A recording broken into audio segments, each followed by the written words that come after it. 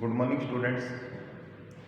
कल की क्लास में बेटा अपन ने meaning and scope of supply के बारे में डिस्कस किया था कि जो सप्लाई है जीएसटी में कब गुड्स और सर्विसेज और बोथ की सप्लाई मानना है और कब उसको सप्लाई नहीं मानना है। जिसके अंदर मीनिंग ऑफ सप्लाई अपन ने देखा, जिसमें मीनिंग ऑफ सप्लाई में था कि यदि in course of business and furtherance of business के लिए यदि गुड्स और सर्विसेज बोथ की सप्लाई की जाती है विद कंसिडरेशन, चाहे मॉनेटरी हो चाहे नॉन मॉनेटरी हो, तब उसको गुड्स की सप्लाई माना जाएगा या सर्विसेज की सप्लाई माना जाएगा या बोथ की सप्लाई माना जाएगा। अदरवाइज उसको सप्लाई नहीं माना जाएगा। उसके बाद में कुछ इसके जो बेसिक जो उसकी करेक्टरिस्टिक्स है या जो पैरामीटर्स है या एलिमेंट्स है जो सप्लाई को डिटरमाइन करते हैं, निर्धारित करते हैं, उससे रिलेटेड की जो सप्लाई है वो गुड्स और सर्विसेज या बोथ की होनी चाहिए, टैक्सेबल पर्सन द्वारा सप्लाई होनी चाहिए, है ना, और जो टैक्सेबल टेरिटरी के अंदर होना चाहिए, कंसिडरेशन उसके अंदर होना चाहिए। इस प्रकार के जो पॉइंट्स अपन ने वो डिस्कस किए थे। अब अपन इसके अंदर जो नेक्स्ट ले रहे हैं, इसके अंदर जो scope and meaning of supply के अंदर ही है, इसके अंदर बेटा जैसे एक तो आता है इसमें रिलेटेड पर्सन।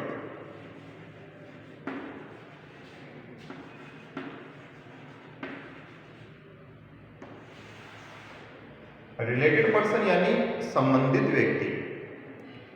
ये आपके आगे तक जितने भी चैप्टर आएंगे उसके अंदर कहीं ना कहीं आपको इससे रिलेटेड मिलेगा कि वो संबंधित व्यक्ति होना नहीं होना चाहिए या रिलेटेड पर्सन नहीं होना चाहिए। अब इसके अंदर जो संबंधित व्यक्ति या रिलेटेड पर्सन का जो मीन है वो बेटा जीएसटी के अंदर अपना जो दिया गया है उसके कुछ पॉइंट्स हैं। अगर वो पॉइंट्स उसके ऊपर लागू होते हैं तो उस कंडीशन के अंदर तो वो क्या है, उसमें रिलेटेड पर्सन माना जाएगा, अदरवाइज वो रिलेटेड पर्सन नहीं माना जाएगा। ठीक है। अब ये कह रहे हैं कि जो इस एक्ट यानी सीजीएसटी जो एक्ट है उस एक्ट के अकॉर्डिंग यदि इसकी जो सेक्शन 15 है, 15 के अकॉर्डिंग कह रहा है कि इसके अंदर कुछ कंडीशंस दी गई है, यदि वो उस कंडीशन के अंदर आ रहा है या उस कंडीशन को फुलफिल कर रहा है तो वो रिलेटेड पर्सन की डेफिनेशन में आएगा, यानी उसको रिलेटेड पर्सन माना जाएगा, संबंधित व्यक्ति माना जाएगा, अदरवाइज उसको संबंधित व्यक्ति नहीं माना जाएगा।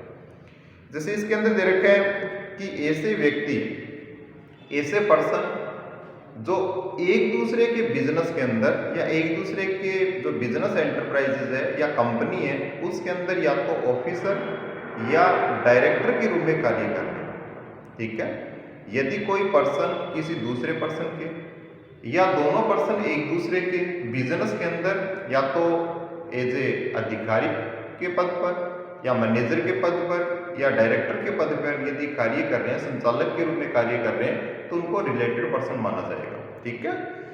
सेकंड है कि यदि वे व्यक्ति आपस में, है ना, एक प्रकार से लीगल जो अपन मान सकते हैं वैधानिक रूप से यदि साझेदार है ना, लीगल पार्टनर है, तो उस कंडीशन के अंदर उनको क्या माना जाएगा, रिलेटेड पर्सन माना जाएगा। ठीक है। तीसरा, यदि व्यक्ति के बीच में, उन पर्सन के बीच में एम्प्लॉयर और एम्प्लॉय का रिलेशन है तब भी उसको रिलेटेड पर्सन माना जाएगा। उसके बाद में यदि कोई भी व्यक्ति जिसके पास 25% एंड अबोव वोटिंग पावर है और वो अपनी वोटिंग पावर के द्वारा डायरेक्ट या इनडायरेक्ट रूप से उसका स्वामी है, मालिक का ओनर है, तो ऐसी कंडीशन के अंदर जो नियंत्रण रखता है या जिसको धारण करता है वह रिलेटेड पर्सन कहलाएगा इसके अंदर। ठीक है। इसके अलावा जो एक दूसरे को डायरेक्ट या इनडायरेक्ट रूप से कंट्रोल करते हो, नियंत्रित करते हो, वो रिलेटेड पर्सन माने जाएंगे। ठीक है। उसके बाद में नेक्स्ट बड़ा इसके अंदर है कि वो यदि डायरेक्ट या इनडायरेक्ट रूप से दोनों को किसी थर्ड पर्सन के द्वारा कंट्रोल किया जाता है तो भी वो रिलेटेड पर्सन माने जाएंगे। तो इसके अंदर जो रिलेटेड पर्सन है, इसके अलावा एक और है, वे एक ही परिवार के यदि मेंबर है, एक ही फैमिली से रिलेशन उनका एक ही परिवार के सदस्य हैं तो भी वो रिलेटेड पर्सन माने जाएंगे। तो इसके अंदर अपने को ये ध्यान रखना है कि यदि क्वेश्चन के अंदर ये पूछा जाए कि इसके अंदर रिलेटेड पर्सन के बारे में पूछ लेते हैं या क्वेश्चन के अंदर कई बार इससे रिलेटेड पर्सन से रिलेटेड या आगे के चैप्टर के अंदर यदि रिलेटेड पर्सन से रिलेटेड कुछ आता है या संबंधित व्यक्ति किसे माना जाएगा, उसके अंदर अपने को ध्यान रखना है कि वह व्यक्ति एक दूसरे के बिजनेस के अंदर, व्यवसाय के अंदर अधिकारी यानी ऑफिसर्स या संचालक या प्रबंधक के रूप में कार्य कर रहे हैं। वो व्यक्ति उनके व्यवसाय के अंदर या एक व्यक्ति दूसरे के व्यवसाय के अंदर एक प्रकार से लीगल पार्टनर हो, उनके बीच में एम्प्लॉयर और एम्प्लॉय का रिलेशन हो, या उस व्यक्ति के पास उस कंपनी के 25% से या उससे अबव वोटिंग पावर हो और उसके अंदर वो एज ए ऑनर के रूप में उसके अंदर कार्य करता है, या उसके जो संचालन के अंदर उसका एक रोल होता है, उसकी वोटिंग पावर से उसके डिसीजन के अंदर इफेक्ट पड़ता है, तो वो रिलेटेड पर्सन माना जाएगा। या वो एक दूसरे को डायरेक्ट या इनडायरेक्ट रूप से कंट्रोल करते हो, नियंत्रित करते हो, या एक दूसरे को कोई थर्ड पर्सन डायरेक्ट या इनडायरेक्ट रूप से कंट्रोल करता है, या वो एक ही फैमिली के मेंबर हो, तो उस कंडीशन के अंदर उनको क्या माना जाएगा? रिलेटेड पर्सन माना जाएगा। ठीक है। उसके बाद नेक्स्ट है इसके अंदर, ये तो बड़ा इसका रिलेटेड पर्सन का पार्ट है। तो रिलेटेड पर्सन के बारे में यदि पूछा जाए या रिलेटेड पर्सन के बारे में अगर अपने को देखना हो, तो ये अपने को पॉइंट ध्यान में रखने हैं। इस पॉइंट के अकॉर्डिंग अगर ये किसी भी पॉइंट को या इससे एक से ज्यादा पॉइंट को यदि फुलफिल करते हैं, तो उस कंडीशन में वो रिलेटेड पर्सन माने जाएंगे, संबंधित व्यक्ति माने जाएंगे। उसके बाद नेक्स्ट आता है इसके अंदर, वो है फैमिली, परिवार। इसमें जीएसटी एक्ट के अंदर बड़ा जो फैमिली है, परिवार का मीन है इसके अंदर कि व्यक्ति यानी जो व्यक्ति है वो, उसका जीवन साथी लाइफ स्पाउस, उसके चिल्ड्रन बच्चे, ठीक है। उसके बाद में उस व्यक्ति के माता पिता पेरेंट्स, है ना, दादा दादी यानी उसके जो ग्रैंड पेरेंट्स हैं वो, उसके बाद में उसके भाई बहन, है ना, जो ब्रदर और सिस्टर है, यदि वो उसके ऊपर फुल्ली या पार्टली रूप से डिपेंडेंट है, उस कंडीशन के अंदर उनको क्या माना जाएगा? एज ए फैमिली मेंबर माना जाएगा। तो फैमिली मेंबर के अंदर क्या लेना है? उस व्यक्ति को, पर्सन को, उसके लाइफ स्पाउस को, यानी पति पत्नी दोनों आपस में हो सकते हैं, या उनके चिल्ड्रन, सॉरी, या क्या इसके अंदर पहला तो इसके अंदर उसका व्यक्ति, उसका लाइफ स्पाउस, उसके childrens, married, unmarried, dependent, not dependent का कुछ नहीं इसमें, तो इसके चिल्ड्रंस है वो अपने को लेने हैं। उसके बाद उनके जो पेरेंट्स है, माता पिता, है ना, उनके जो दादा दादी है, ग्रैंडफादर एंड मदर, उसके बाद में ब्रदर एंड सिस्टर को उसी कंडीशन में लेना है। यदि वो फुल्ली और पार्शियल रूप से यदि उसके ऊपर डिपेंडेंट है, तो उस कंडीशन में उनको फैमिली मेंबर का पार्ट मानना है। ठीक है। तो ये इसके अंदर फैमिली के अंदर बड़ा अपने को ध्यान रखना है कि फैमिली मेंबर के अंदर अपने को किन को लेना है? ये जो अभी आपको मैंने बताया, उन व्यक्ति को फैमिली मेंबर का पार्ट मानना है। इसके अलावा अदर है उसको फैमिली मेंबर का पार्ट नहीं मानना है इसके अंदर। तो ये बड़ा अपने दो पॉइंट थे, एक तो रिलेटेड पर्सन और उसके बाद में सेकेंड है इसका फैमिली। नेक्स्ट आता है इसके अंदर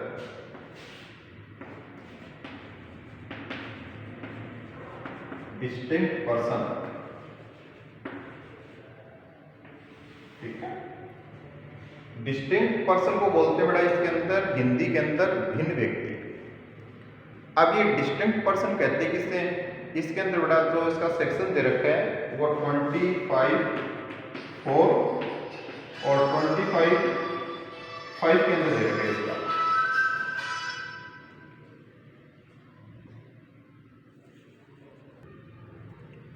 इसका 25(4) यानी सबसेक्शन 4 और 5 में। इसके अंदर जो 25 सेक्शन 25 और सबसेक्शन 4 के अंदर ये बता रखा है कि यदि कोई पर्सन किसी राज्य यानी स्टेट या यूनियन टेरिटरी के अंदर रजिस्ट्रेशन करवाते हैं और उसने यदि एक से अधिक स्टेट्स या यूनियन टेरिटरी के अंदर यदि रजिस्ट्रेशन करवा रखे हैं, तो वो प्रत्येक रजिस्ट्रेशन के लिए डिस्टिंक्ट पर्सन माना जाएगा, यानी भिन्न व्यक्ति माना जाएगा, अलग व्यक्ति उसको माना जाएगा। ठीक है। तो ये जो सेक्शन इसके अंदर डिस्टिंक्ट पर्सन का मतलब है कि जब जीएसटी के अंदर यदि किसी पर्सन ने एक से ज्यादा रजिस्ट्रेशन करवा रखे हैं, ठीक है, तो प्रत्येक जो रजिस्ट्रेशन है उसके लिए उसको डिस्टिंक्ट पर्सन माना जाएगा। ये तो इसकी एक कॉमन बात है। अब इसके अकॉर्डिंग अगर सेक्शन के अकॉर्डिंग देखें तो सेक्शन के अकॉर्डिंग 25(4) और 25(5) जो उसका सब सेक्शन है उसके अंदर दोनों अलग अलग बता रखे हैं कि जो सेक्शन 25(4) है वो ये कहता है कि यदि कोई पर्सन या व्यक्ति किसी स्टेट या यूनियन टेरिटरी के अंदर अपना रजिस्ट्रेशन करवा रखे और यदि उसने एक से अधिक स्टेट या यूनियन टेरिटरीज के अंदर यदि रजिस्ट्रेशन करवाया है तो प्रत्येक रजिस्ट्रेशन के लिए उसको क्या माना जाएगा, डिस्टिंक्ट पर्सन माना जाएगा। ठीक है। सेकंड इसके अंदर सेक्शन 25 सब सेक्शन 5 ये कहता है इसके अंदर, यदि किसी भी स्टेट या यूनियन टेरिटरी में किसी पर्सन का एंटरप्राइजेज है, अब उसका जो एंटरप्राइजेज है उस एंटरप्राइजेज से रिलेटेड यदि दूसरी स्टेट्स के अंदर या यूनियन टेरिटरीज में यदि उसको रजिस्ट्रेशन करवाना पड़ता है या रजिस्ट्रेशन करवाना उसके लिए जरूरी हो जाता है, उस कंडीशन के अंदर उस एंटरप्राइजेज या बिजनेस से रिलेटेड यदि उसने दूसरी स्टेट में रजिस्ट्रेशन करवाया है तो प्रत्येक रजिस्ट्रेशन के लिए उसको क्या माना जाएगा, एक डिस्टिंक्ट पर्सन माना जाएगा।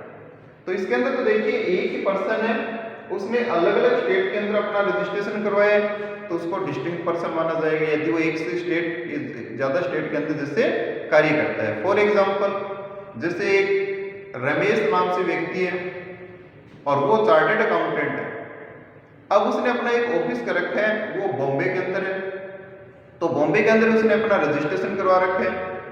अब मान लीजिए उसने अपना एक ब्रांच है वो जयपुर के अंदर खोल दी, जयपुर राजस्थान के अंदर, उस कंडीशन के अंदर उसको जयपुर के अंदर भी रजिस्ट्रेशन माना जाएगा, करवाना पड़ेगा। अब रजिस्ट्रेशन जब उसने जयपुर में भी करवा रखा है और बॉम्बे में भी करवा रखा है तो उस कंडीशन के अंदर वो दोनों ही स्थिति के अंदर डिस्टिंक्ट पर्सन माना जाएगा, क्योंकि उसका रजिस्ट्रेशन जयपुर के अंदर भी है और बॉम्बे के अंदर भी है और दोनों ही कंडीशन के अंदर उसको अलग अलग व्यक्ति माना जाएगा। तो वो क्या कहलाता है इसके अंदर, डिस्टिंक्ट पर्सन या भिन्न व्यक्ति कहलाता है इसके अंदर। ठीक है। तो इसके अंदर बड़ा ऊपर वाला जो अपना सेक्शन 25 सब सेक्शन 4 ये तो कहता है कि एक ही व्यक्ति ने एक से ज्यादा स्टेट्स के अंदर या यूनियन टेरिटरी में रजिस्ट्रेशन करवा रखा है तो उसको डिस्टिंक्ट पर्सन मानना है। और सेकंड में बताया कि यदि अपना किसी स्टेट में एंटरप्राइजेज है, उस एंटरप्राइजेज से रिलेटेड यदि उसको एक से ज्यादा स्टेट में रजिस्ट्रेशन करवाना कंपलसरी हो जाता है, जरूरी हो जाता है, तो उस कंडीशन में उसको क्या माना जाएगा, डिस्टिंक्ट पर्सन माना जाएगा। ठीक है। तो ये बड़ा अपना थर्ड पॉइंट है इसके अंदर डिस्टिंक्ट पर्सन के अंदर। तो डिस्टिंक्ट पर्सन में अपने को ये दोनों बातें ध्यान रखनी है। ये बड़ा कई बार छोटे क्वेश्चन में आता है, रिलेटेड पर्सन डिस्टिंक्ट पर्सन के बारे में आ जाता है। ठीक है। तो इन दोनों के बारे में आपको पता होना चाहिए। फैमिली एक छोटा सा वर्ड है, इसमें कोई ज्यादा दिक्कत नहीं है, लेकिन रिलेटेड पर्सन और जो डिस्टिंक्ट पर्सन है, डिस्टिंक्ट में तो अपने की दो ही बातें ध्यान रखनी है और जो रिलेटेड पर्सन है उसमें कुछ आपको पॉइंट बताएं, वो पॉइंट अपने को ध्यान में रख के उसके अकॉर्डिंग अपने को क्वेश्चन को सोल्व करना है। उसके बाद में नेक्स्ट आता है इसमें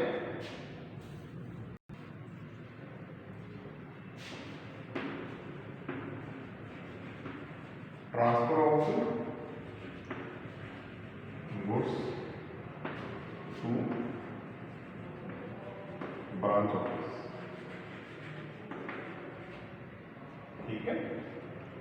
यदि कोई भी मान लीजिए बिजनेस प्लेस से यदि अपनी ब्रांच को यदि गुड्स की सप्लाई की जाती है या सप्लाई ऑफ गुड्स की जाती है तो उस कंडीशन के अंदर उन ब्रांच का और हेड ऑफिस का दोनों का अलग अलग रजिस्ट्रेशन होने के कारण उनको डिस्टिंक्ट पर्सन माना जाएगा। और यदि हेड ऑफिस ब्रांच या ब्रांच हेड ऑफिस को यदि गुड्स की सप्लाई करती है तो ऐसी सप्लाई को गुड्स की सप्लाई के रूप में माना जाएगा। ठीक है। नॉर्मली देखिए जो हेड ऑफिस या ब्रांच या दो ब्रांचेस है वो आपस में एक दूसरे को सप्लाई करती है, तो उस कंडीशन में यदि उन्होंने अपना जीएसटी के अंदर रजिस्ट्रेशन करवा रखे और जीएसटी के अकॉर्डिंग उसको डिस्ट्रिक्ट पर्सन माना जाएगा, क्योंकि उनकी दोनों का रजिस्ट्रेशन है वो अलग अलग जगह पर अलग अलग होगा। तो ऐसी कंडीशन के अंदर यदि उनके द्वारा गुड्स की सप्लाई की जाती है तो ऐसी सप्लाई को अपन क्या मानेंगे, सप्लाई ऑफ गुड्स मानेंगे और उसको जीएसटी के अंदर एज ए सप्लाई का पार्ट के रूप में लिया जाएगा। नेक्स्ट आता है इसके अंदर सप्लाई ऑफ गुड्स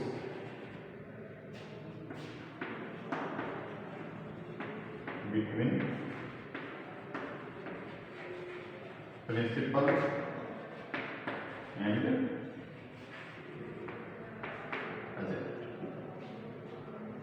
ठीक है। यदि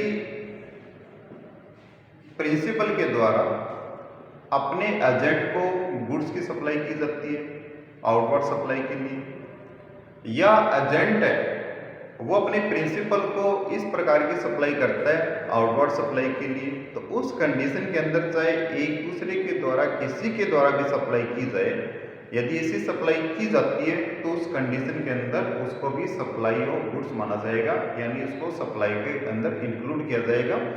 किस कब कौन सी कंडीशन के अंदर? यदि एजेंट प्रिंसिपल को या प्रिंसिपल एजेंट को इस प्रकार की जो सप्लाई करता है, तो इस सप्लाई के लिए उसको गुड्स की सप्लाई के अंदर उसको शामिल किया जाएगा, यानी उसकी गुड्स की सप्लाई है वो मानी जाएगी इसके अंदर। ठीक है, इसी ऊपर वाला जैसे transfer of goods branch office है, यानी ब्रांच ऑफिस को किया वो भी सप्लाई माना जाएगा। और यदि प्रिंसिपल और एजेंट के बीच में यदि सप्लाई होती है तो उस कंडीशन में उसको सप्लाई ऑफ गुड्स के अंदर शामिल किया जाएगा, उसमें इंक्लूड किया जाएगा। इसका एग्जांपल ले सकते हैं मैडम, जैसे अब ये मानते हैं कि मारुति जो कंपनी है जो मोटर कार बनाती है, अब उसका एक एजेंट है वो मान लीजिए राजस्थान के अंदर है। अब जो मारुति कंपनी है उसने जो अपने राजस्थान के एजेंट है उसको मान लीजिए 25 जो मोटर कार्स है वो सेल के लिए, यानी उसको आउटवर्ड सप्लाई के लिए भेजी। ऐसी कंडीशन के अंदर मारुति जो कार की जो कंपनी है उसके द्वारा यदि अपने राजस्थान के अंदर कोई एजेंट है या डीलर उसको यदि इस प्रकार की सप्लाई की जाती है तो वो क्या माना जाएगा? उसको सप्लाई ऑफ गुड्स माना जाएगा। इस कंडीशन में बेटा इसको अपन सप्लाई के अंदर शामिल करेंगे। ठीक है, नेक्स्ट आता है बेटा इसके अंदर अपना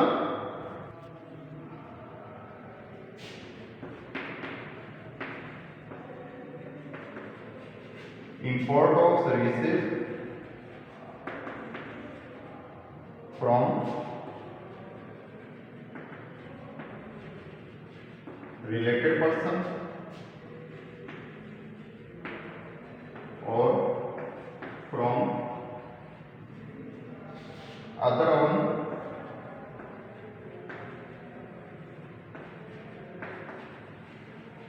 establishment।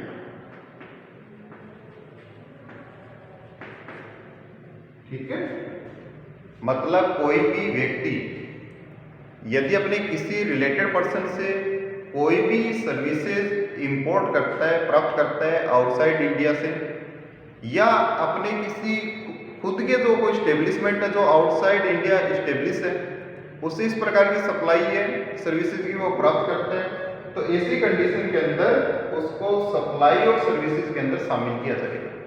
ठीक है, यदि इंपोर्ट ऑफ सर्विसेज का मतलब यदि आउटसाइड इंडिया से कोई भी व्यक्ति कोई भी पर्सन यदि अपने रिलेटेड पर्सन से या अपने किसी अवन एस्टेब्लिशमेंट यानी खुद का कोई बिजनेस है वो उसका आउटसाइड इंडिया एस्टेब्लिश है, उससे यदि कोई सर्विसेज की सप्लाई प्राप्त करता है तो उसके अंदर उसको सप्लाई और सर्विसेज के अंदर काउंट किया जाएगा और टैक्सेबल सप्लाई का वो पार्ट है वो होगा उसके, यानी उसको सप्लाई को टैक्सेबल सप्लाई माना जाएगा, चाहे ऐसी सप्लाई विदाउट कंसिडरेशन ही क्यों ना हो। यदि इसके अंदर कंसिडरेशन नहीं है तो भी इसको अपन क्या मानेंगे? एज ए सप्लाई और सर्विसेज माना जाएगा।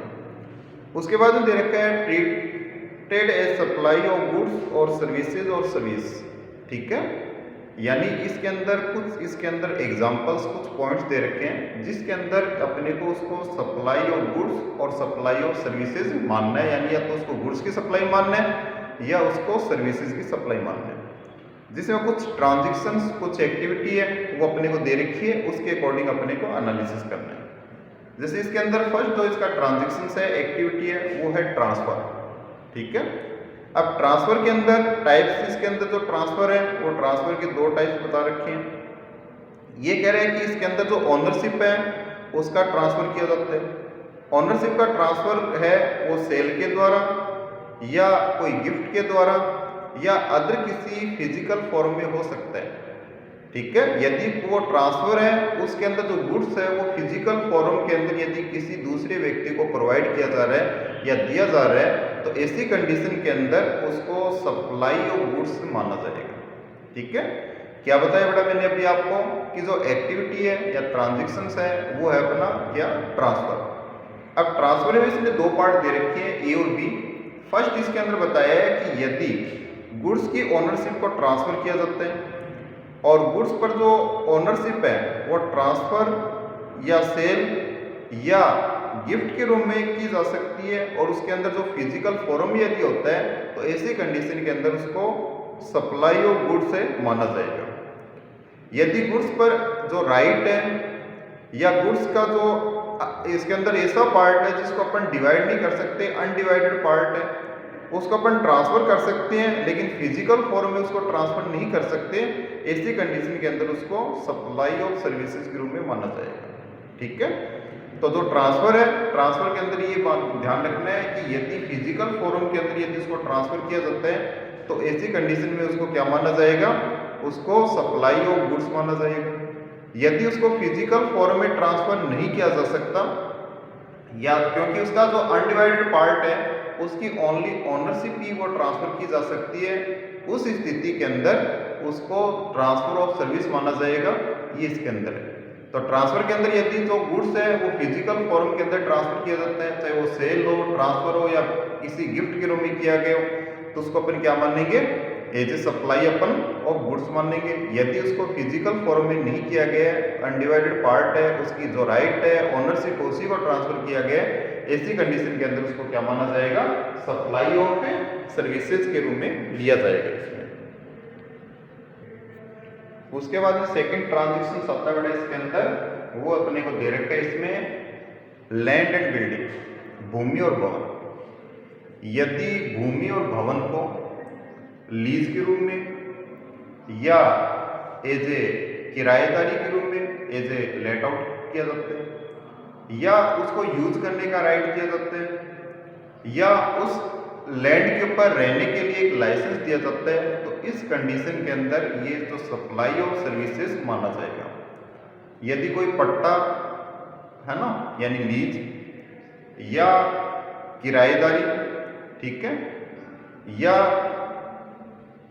उस को यूज करने का राइट उस लैंड को या उस लैंड के ऊपर रहने के लिए लाइसेंस यदि प्रोवाइड किया जा रहा है तो उस कंडीशन के अंदर उसको सप्लाई और सर्विसेज माना जाएगा। अब इसके अंदर ये तो एक ए पार्ट था, बी पार्ट में दे रखा है कि जो भी कॉमर्शियल, जो इंडस्ट्रियल या रेजिडेंशियल जो कॉम्प्लेक्स है, ठीक है, सहित किसी भी बिल्डिंग को बिजनेस या बिजनेस पर्पज के लिए फुल्ली या पार्टली यदि लीज पर या रेंट पर दिया जाता है तो उस कंडीशन के अंदर भी उसको सर्विसेज की सप्लाई ही माना जाएगा। ठीक है, जो ऊपर वाला है उसके अंदर बड़ा कोई पट्टा पे या कोई किराएदारी के रूप में या उस लैंड को यूज करने के लिए या लैंड पर रहने का लाइसेंस यदि दिया जाता है तो भी सर्विसेज की सप्लाई।